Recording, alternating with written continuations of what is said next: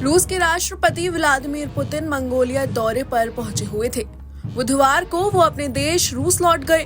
वहीं उनकी गैर मौजूदगी में रूस ने यूक्रेन पर अब तक का सबसे घातक हमला कर दिया।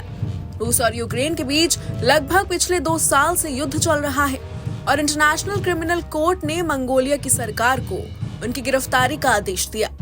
गिरफ्तारी तो नहीं, लेकिन पुतिन का मंगोलिया सरकार ने जोरदार स्वागत कर दिया और उनके आने पर सरकार ने रेड कारपेट बिछा दिया।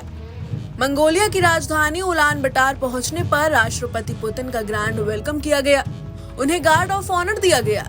यहाँ तक कि चंगेज खान के स्मारक को मंगोलिया और रूस के झंडे से रंग दिया गया। मंगोलिया की विदेश मंत्री बटमुंग खुद उन्हें रिसीव करने एयरपोर्ट पहुंची थी। दरअसल इंटरनेशनल क्रिमिनल कोर्ट ने पुतिन को गिरफ्तार करने के लिए मंगोलिया को आदेश दिया था, लेकिन मंगोलिया ने पुतिन को गार्ड ऑफ ऑनर देकर सम्मानित किया। रूस के एक जानकार ने इस मामले पर कहा है कि मंगोलिया को मौजूदा समय में आईसीसी से ज्यादा रूस की जरूरत है। इंटरनेशनल क्रिमिनल कोर्ट के आदेश के अनुसार कोर्ट से अरेस्ट वारंट जारी होने के बाद अगर वो शख्स किसी भी आईसीसी सदस्य देश में कदम रखता है तो उसे गिरफ्तार करना उस मुल्क की जिम्मेदारी हो जाती है। इस वजह से पुतिन ऐसे किसी मुल्क की यात्रा करने से बच रहे थे जो आईसीसी का सदस्य हो। वो इससे पहले चीन और उत्तर कोरिया जैसे देशों का दौरा कर चुके हैं जो आईसीसी के सदस्य नहीं हैं। बता दें कि मंगोलिया आईसीसी का सदस्य देश है और मार्च 2023 में ही आईसीसी ने पुतिन के खिलाफ गिरफ्तारी वारंट जारी किया था।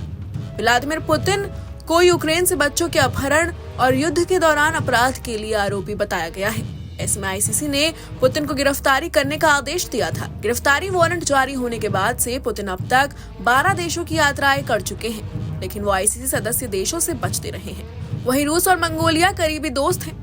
मंगोलिया की अर्थव्यवस्था बहुत हद तक रूस पर ही निर्भर है। वो तेल और बिजली जैसी कई जरूरी चीजों को लेकर रूस पर निर्भर है। मंगोलिया दरअसल रूस और चीन की सीमा के बीच स्थित है और इन दोनों ही देशों से मंगोलिया के बेहतरीन संबंध हैं।